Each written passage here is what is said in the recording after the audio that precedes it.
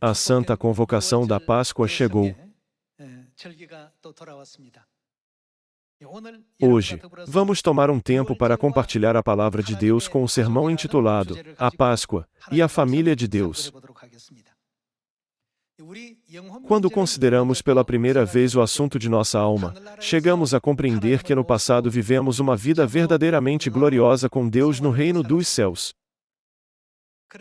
Porém, quando vemos de acordo com os ensinamentos da Bíblia, nós somos os anjos que pecaram no céu, sendo enganados e presos pelos esquemas perversos orquestrados por Satanás.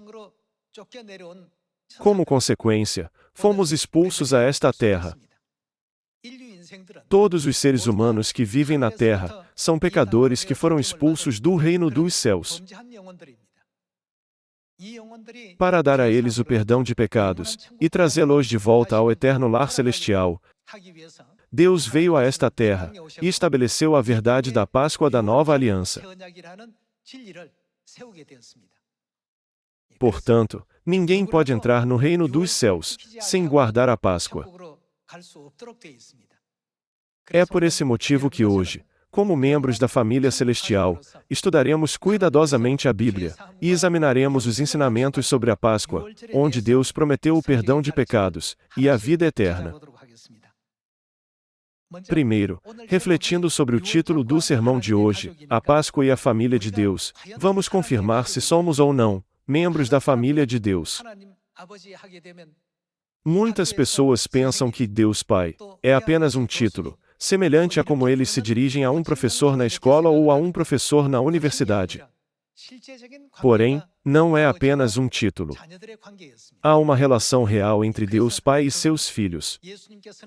O testemunho de Jesus Cristo, junto com o de todos os profetas, pode ser visto por toda a Bíblia. Eles testificam a incrível verdade de que somos os filhos de Deus Pai, que está no céu. Muitas pessoas não sabem o quão importante e honrável é se tornar um filho de Deus, assim como o papel e a responsabilidade que isso implica. Devido a essa falta de consciência, embora compartilhemos as boas novas sobre a preciosa bênção de se tornar um filho de Deus, as pessoas do mundo acham que isso é apenas como uma doutrina. O que pregamos é, de fato, a verdade absoluta. Estamos informando a eles como a verdade realmente é. Já que Deus é nosso Pai, nós pregamos que Deus é nosso Pai. Já que somos filhos de Deus, nós ensinamos aos outros a nossa verdadeira identidade, como filhos do Deus Todo-Poderoso. Vamos confirmar esse assunto juntos através da Bíblia. Primeiro, vamos confirmar a relação que existe entre o céu e a terra, através da Epístola aos Hebreus capítulo 8. Na Epístola aos Hebreus, capítulo 8, versículo 5, está escrito: os quais ministram em figura e sombra das coisas celestes. Não apenas o santuário do Antigo Testamento foi feito segundo o santuário do céu, mas também o mundo em que vivemos hoje é uma figura e sombra do que está no céu. Entre elas, já que o título do sermão de hoje é A Páscoa e a Família de Deus, vamos confirmar esse assunto através da Bíblia, o sistema familiar, que originalmente existia no céu. Está refletido corretamente nesta terra? Devemos crer em todos os ensinamentos registrados na Bíblia. Já que não podemos observar o mundo dos micro-organismos a olho nu, que tipo de ferramenta usamos para fazer isso? Usamos um microscópio. Através de um microscópio, esses pequenos seres se tornam facilmente visíveis. Agora, alguém diria que bactérias, amebas ou germes não existem, porque eles são vistos apenas através de um microscópio? Ah, com certeza deve ser falso, porque eu não posso ver com meus próprios olhos. Existe alguém que afirmaria isso? Claro que não. Da mesma forma, através de que tipo de microscópio podemos observar o mundo espiritual? Devemos examiná-lo através do microscópio chamado Bíblia. Se cremos em tudo que aparece sob um microscópio, mas não podemos crer nos assuntos do mundo espiritual que a Bíblia testifica, isso não seria inconsistente? A Bíblia nos ensina que o santuário terreno, assim como o sistema familiar, é uma figura e sombra do que está no céu. Por isso, vamos confirmar se as coisas da terra se alinham com as do céu, examinando os ensinamentos da Epístola aos Hebreus capítulo 12, versículo 9. Devemos crer no mundo espiritual que a Bíblia testifica. Já que não é visível ao olho nu, muitos podem erroneamente pensar, não existe mundo espiritual e por isso, Deus não deve existir também. Muitas pessoas cometem a tolice de pensar assim. Irmãos e irmãs, vamos ver atentamente as cenas que Deus nos revelou através da Bíblia, que é o nosso microscópio espiritual. Capítulo 12, versículo 9. Além disso, tínhamos os nossos pais segundo a carne, que nos corrigiam, e os respeitávamos, não havemos de estar em muito maior submissão. A quem? Ao Pai espiritual e, então, viveremos? Entre o sistema familiar nesta terra, existe um Pai. Da mesma forma, quem existe no mundo espiritual, o reino dos céus? Foi dito que existe o Pai dos Espíritos. Vamos para o Evangelho de Mateus, capítulo 6. No Evangelho de Mateus, capítulo 6, versículo 8, Jesus disse: Não vos assemelheis, pois, a eles, porque quem sabe? Deus, o vosso Pai, sabe o de que tendes necessidade, antes que lhe o peçais. Portanto, vós orareis assim: Pai nosso, que estais nos céus. O próprio Jesus nos instruiu sobre como devemos orar, até mesmo nos dizendo as palavras que devemos usar. Os nossos espíritos têm o quê? Nós temos o Pai espiritual. Essa é uma verdade absoluta. Através da Bíblia, Deus está nos dando a compreensão espiritual de que Deus é realmente o nosso Pai espiritual. Agora, se um homem é um pai, quem pode chamá-lo de pai? Quem também deve existir? Há muitos homens aqui, mas apenas ter 40 ou 50 anos não faz de alguém automaticamente um pai. Quem deve existir? Deve existir seus filhos. É somente então que ele pode realmente ser chamado de pai. Vamos ver a segunda epístola aos Coríntios, capítulo 6. Segunda epístola aos Coríntios, capítulo 6, versículo 17.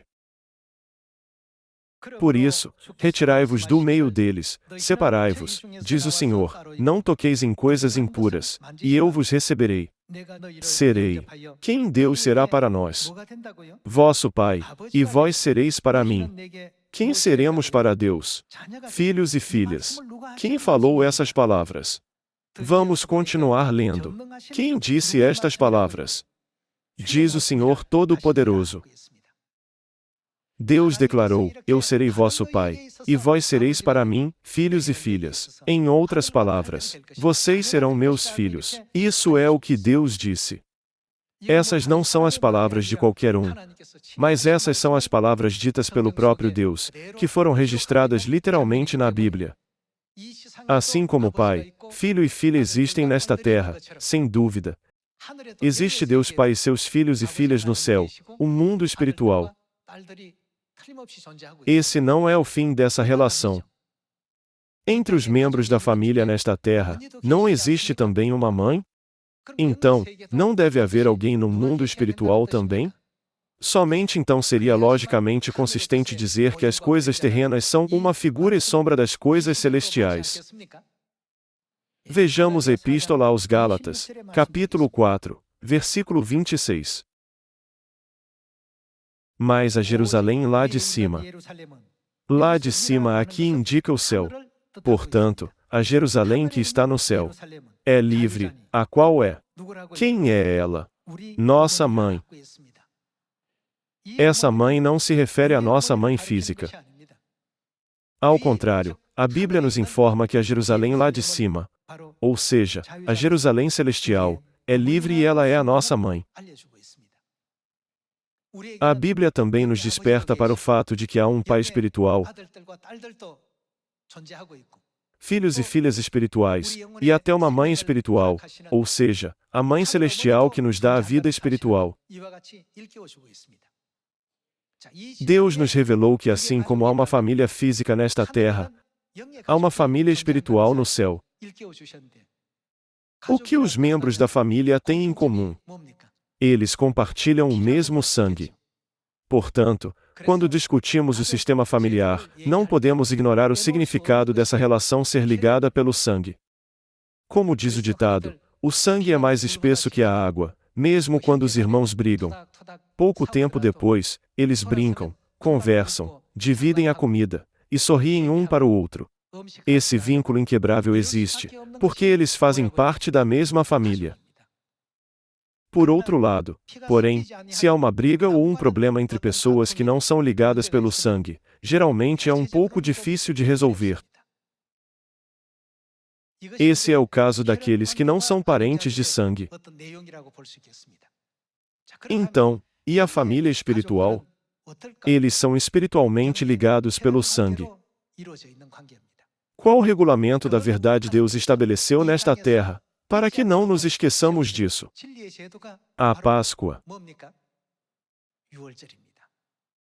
Portanto, a verdade da Páscoa pode ser estabelecida apenas com sangue. Desde o Antigo Testamento até o Novo Testamento, a Bíblia continuamente testificou sobre esse assunto com versículos como: sem derramamento de sangue, não há remissão, se purificam com sangue, e fostes aproximados pelo sangue de Cristo. Deus permitiu numerosos sacrifícios de animais e correlacionou o derramamento de sangue com a redenção. É por isso que quando Deus chama o povo do céu, Ele os lembra, dizendo: quem quer receber o perdão de pecados deve voltar para a Páscoa da nova aliança. Assim, a Páscoa é uma verdade que só pode ser guardada pela família de Deus, e por mais ninguém. Mesmo que eles não possuam um amplo conhecimento da Bíblia, eles compreendem isso e dizem: a Páscoa é a palavra de Deus na Bíblia. Eu creio que aqueles que estão aqui hoje receberam de Deus olhos que podem ver, ouvidos que podem ouvir, e corações que podem entender. Portanto, nenhum de nós deve perder esse glorioso caminho.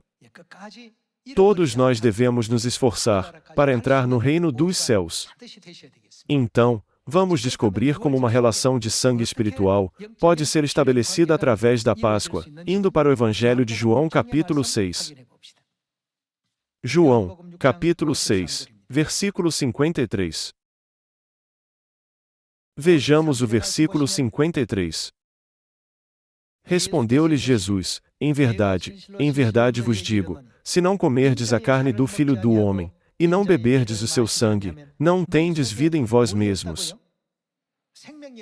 Quando alguém não tem vida em si, isso não indica que ele está morto? A Bíblia nos ensina que aqueles que não têm a carne e o sangue de Cristo neles são considerados como mortos. Versículo 54. Quem comer a minha carne e beber o meu sangue tem. O que eles têm? A vida eterna, e eu o ressuscitarei no último dia. Quem comer a carne de Cristo e beber o seu sangue tem a vida eterna. Jesus revela essa verdade a nós através da Bíblia, que podemos considerar como um microscópio espiritual. Devemos aceitar e crer nessa verdade como ela é. Ninguém pode negar os fenômenos que são observados com um microscópio. Porém, algumas pessoas dizem: o conteúdo da Bíblia é apenas para os cristãos. Não é relevante para nós. Para essas pessoas, mesmo que Deus revelasse a verdade a elas, elas ainda não teriam discernimento, julgamento ou bom senso o suficiente para entender o que está sendo mostrado a elas. No final, mesmo que seja mostrado a eles, eles não reconhecem. Por quê? Porque eles estão espiritualmente mortos. Por isso, mesmo que ouçam a verdade, eles a negam. Por quê? Já que eles estão espiritualmente mortos, eles não têm discernimento. Porém, aqueles que participam da carne do Filho do Homem e bebem o seu sangue podem entender e crer nessa verdade. A Bíblia nos diz que é possível fazer isso, porque esses indivíduos são filhos de Deus. Vamos para o versículo 55. No versículo 55, Jesus diz: Pois a minha carne é verdadeira comida, e o meu sangue é verdadeira bebida. Quem comer a minha carne, e beber o meu sangue, permanece em mim, e eu, nele. Assim como o Pai, que vive, me enviou, e igualmente eu vivo pelo Pai, também quem de mim se alimenta. O que? Por mim viverá. As pessoas que estão em coma, ou mortas não podem apreciar uma bela música, não importa o quão encantadora ela possa ser. Nem podem elogiar cenas de tirar o fôlego, como sendo belas. Por quê?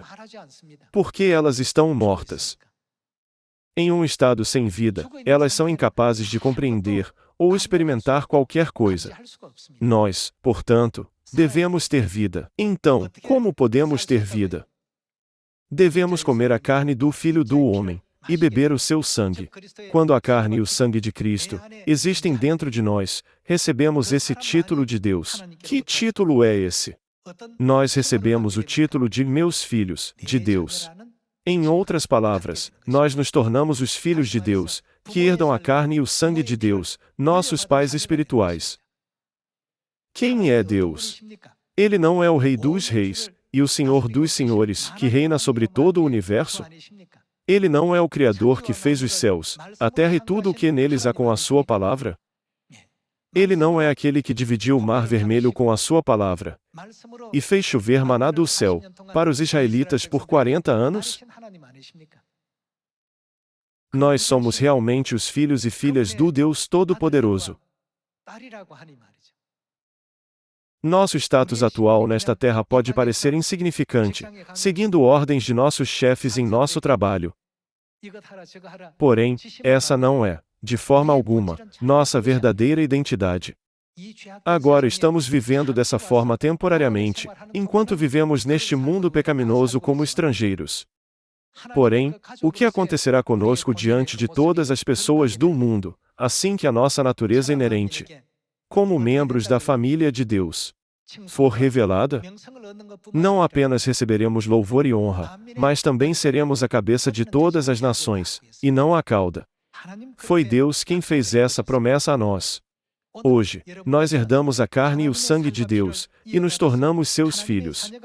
Para cumprir isso, Deus nos permitiu um estatuto chamado Páscoa, através do qual podemos comer a carne do Filho do Homem, e beber o seu sangue.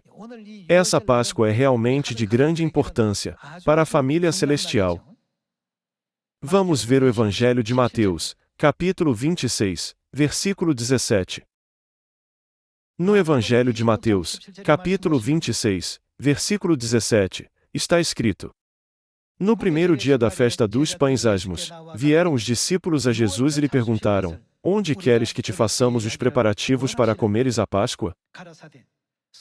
E ele lhes respondeu: Ide à cidade ter com certo homem e dizei-lhe: O mestre manda dizer: O meu tempo está próximo, em tua casa celebrarei a Páscoa, com os meus discípulos.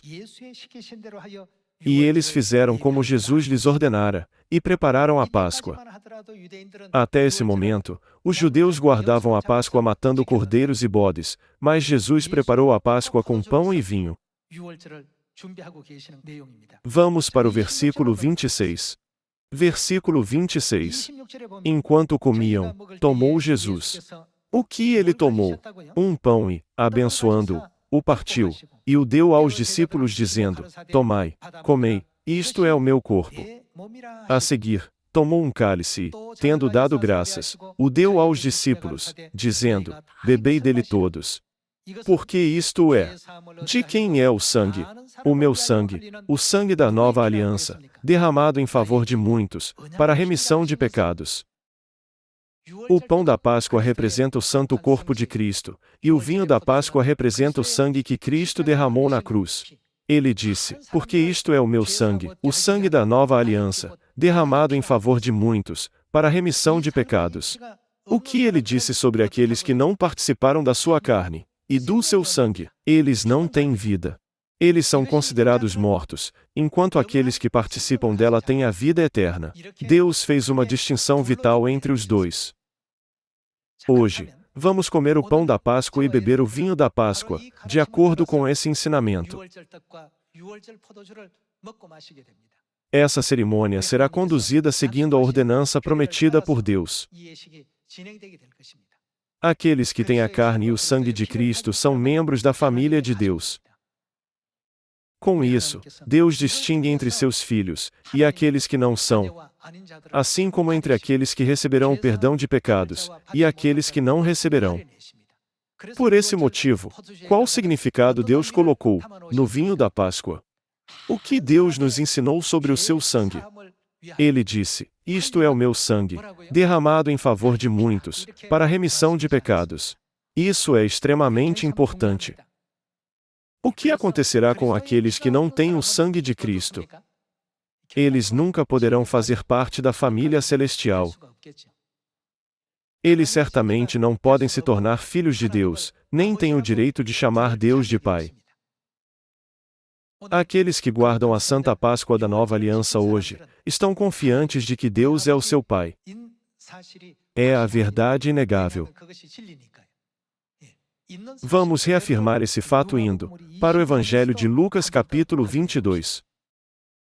Vamos ver o Evangelho de Lucas, capítulo 22, versículo 7. Chegou o dia da festa dos pães asmos, em que importava comemorar a Páscoa. Jesus, pois, enviou Pedro e João, dizendo: "Ide preparar-nos a Páscoa para que a comamos." Vamos para o versículo 13. E, indo, tudo encontraram como Jesus lhes dissera e prepararam a Páscoa. Vejamos o versículo 14. Chegada a hora, pôs-se Jesus à mesa, e com ele os apóstolos. E disse-lhes: "O que ele sentiu sobre essa Páscoa? Tenho desejado ansiosamente comer convosco esta Páscoa, antes do meu sofrimento." O que exatamente é a Páscoa que Jesus ansiosamente desejou guardar? Sabendo que ele seria crucificado no dia seguinte? A Bíblia registra que ele orou ansiosamente no Getsêmani, estando em angústia, e seu suor era como gotas de sangue caindo no chão. Sabendo que o tempo de seu sofrimento era iminente, por que então ele desejou guardar a Páscoa tão ansiosamente? Simplificando, pela mesma razão que usamos o papel tornassol, a Páscoa contém algo muito importante que separa os filhos de Deus daqueles que não são. Jesus disse: "Quem comer a carne do Filho do Homem e beber o meu sangue tem a vida eterna. Quem não comer a carne do Filho do Homem e não beber o meu sangue, não tem vida." Jesus já nos ensinou sobre como distinguir entre os filhos de Deus e aqueles que não são. Vamos para o capítulo 22, versículo 19. E, tomando um pão, tendo dado graças, o partiu e lhes deu, dizendo: "Isto é o meu corpo oferecido por vós." Cristo nos concedeu o pão da Páscoa como a sua carne. Fazei isto em memória de mim. Semelhantemente, depois de cear, tomou o cálice, dizendo: "Este é o cálice do quê? Da nova aliança no meu sangue derramado em favor de vós." Se a Páscoa da nova aliança não tivesse aparecido, estaríamos em risco de perder o nosso status de filhos de Deus no céu para sempre. Se um filho comete uma má obra, seus pais podem cortar a relação, dizendo: "Eu cortarei todos os laços com você." Eles estão ameaçando anular a relação de sangue que os une.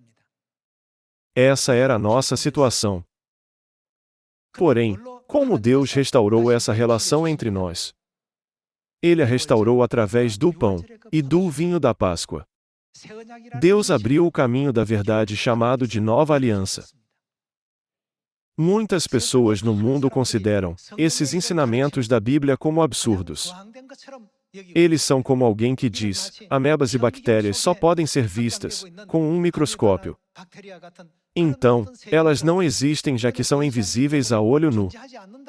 Eles estão fazendo esse tipo de julgamento equivocado. É por isso que Jesus declarou que essas pessoas estão espiritualmente mortas.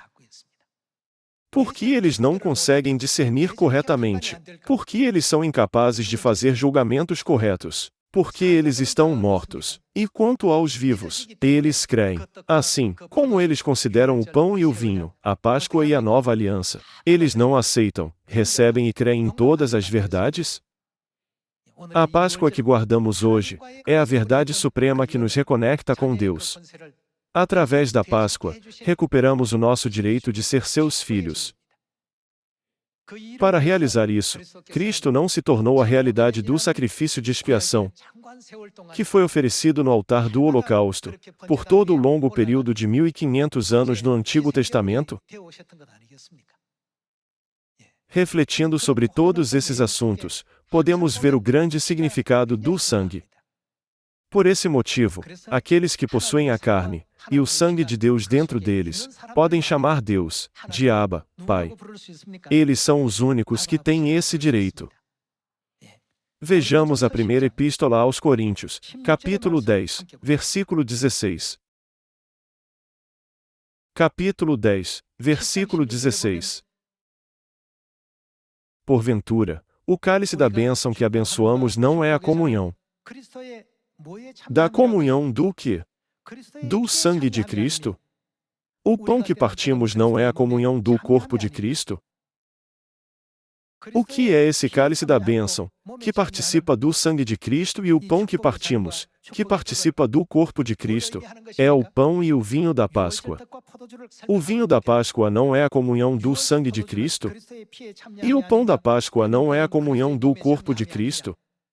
Já que começa com não é, pode soar como uma expressão negativa, mas não é o caso. Essa passagem explica que nós participamos do sangue de Cristo e do corpo de Cristo através do pão e do vinho da Páscoa. Vamos continuar com o versículo 17. Porque nós, embora muitos, somos unicamente um pão, um só corpo. Por quê? Porque todos participamos do único pão. Vamos para o versículo 21. Não podeis beber o cálice do Senhor e o cálice dos demônios, não podeis ser participantes da mesa do Senhor e da mesa dos demônios, ou provocaremos zelos. No Senhor, somos, acaso, mais fortes do que Ele? Na primeira epístola aos Coríntios capítulo 10, a Bíblia conclui o assunto sobre a Páscoa. Não se trata apenas de comer um pedaço de pão e beber um cálice de vinho. A santa carne de Cristo e o seu santo sangue permanecem em nós. Com a carne e o sangue de Cristo dentro de nós, daquele momento em diante, nós temos o privilégio como filhos de Deus de chamar Deus de Pai e Mãe. Os anjos impediriam os filhos de Deus de passar pelos portões do glorioso reino dos céus? Príncipes e princesas podem entrar e sair livremente pelos portões do palácio. Porém, aqueles que são considerados suspeitos podem entrar e sair livremente pelos portões do palácio? Suas identidades são verificadas para determinar se elas pertencem ao reino ou não. Qual é a cerimônia pela qual podemos participar do corpo de Cristo e do seu sangue? É a Santa Ceia da Páscoa com o pão e o vinho que guardamos hoje. Isso é o que Jesus compartilhou conosco no sótão de Marcos há 2000 anos. Vejamos a Epístola aos Efésios, capítulo 2, versículo 11. Capítulo 2, versículo 11. Portanto, lembrai-vos de que, outrora, vós, gentios na carne, chamados incircuncisão por aqueles que se intitulam circuncisos, na carne, por mãos humanas. Naquele tempo, estáveis sem Cristo, separados da comunidade de Israel, e estranhos às alianças da promessa, não tendo esperança e sem Deus no mundo. Mas, agora, em Cristo Jesus, vós, que antes estáveis longe, fostes aproximados. Pelo que fomos aproximados? Pelo sangue de Cristo. É claro, o sangue de Cristo abrange vários significados, como o sacrifício de Cristo e a sua morte. Porém, podemos dizer que a família é muito dependente do sangue. Eles estão ligados pelo sangue, uma linhagem familiar. Esse é um assunto extremamente importante.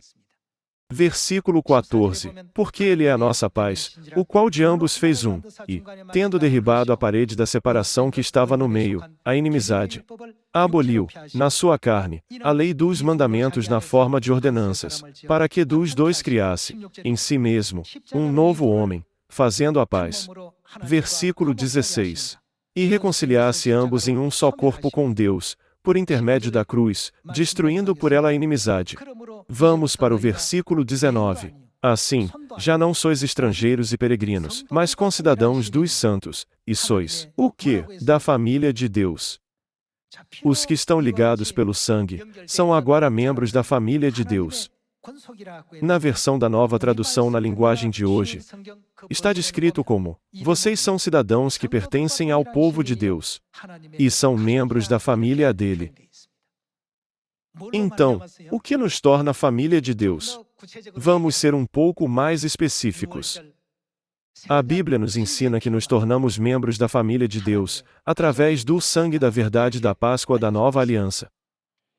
Portanto, podemos dizer com confiança que a Páscoa que estamos celebrando hoje é realmente a mais abençoada notícia de esperança para toda a humanidade, ou seja, o Evangelho. Essa notícia deve ser divulgada a todas as pessoas, para que mais almas possam se arrepender e voltar a Deus, não apenas na Páscoa guardada no primeiro mês, mas também no segundo mês. Quando lemos o segundo livro das Crônicas, capítulo 30, podemos ver que o rei Ezequias enviou mensageiros por todo Israel, ao norte. O que ele proclamou naquele momento? Tornai-vos ao vosso Deus. A Páscoa é a verdade que permite que os filhos celestiais, que pecaram no céu e foram expulsos a esta terra, se arrependam completamente e voltem a Deus. Através da Páscoa, Deus realmente nos dará bênçãos nesta terra, mas o que devemos esperar são as bênçãos no eterno reino dos céus. Tudo nesta terra é transitório e passageiro. Já que este mundo é composto de coisas limitadas, nada nele é eterno. Por esse motivo, as pessoas costumam descrever nossas vidas como uma breve jornada, que passa em um piscar de olhos, não é? Em outras palavras, não é um lugar onde habitamos para sempre, mas sim uma parada temporária na qual estamos apenas de passagem. Hoje, nós confirmamos que nos tornamos membros da família de Deus, através do santo sangue de Cristo na Páscoa.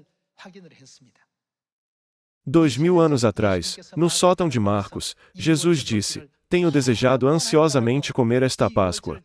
Devemos gravar profundamente em nosso coração, e sempre nos lembrarmos de quão sincera e ansiosamente Jesus desejou guardar a Páscoa.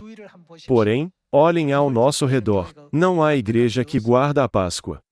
Quando estudarmos a história do cristianismo, descobriremos que a Páscoa foi abolida no Concílio de Nicéia, no século IV, de acordo com a sua própria decisão. Porém, já que foi estabelecido por Deus, deve permanecer verdadeiro para sempre. Isso porque há um profundo significado nisso. Através dessa Páscoa, nós recebemos o Santo Corpo e o Sangue de Cristo, e nos tornamos filhos e filhas do Pai Celestial e da Mãe Celestial. Nós nos tornamos os filhos celestiais que podem receber o perdão de pecados, e a eterna salvação, e entrar no reino dos céus. Com sincera gratidão a Deus por sua graça. Eu gostaria de concluir o sermão de hoje sobre a Páscoa. Muito obrigado.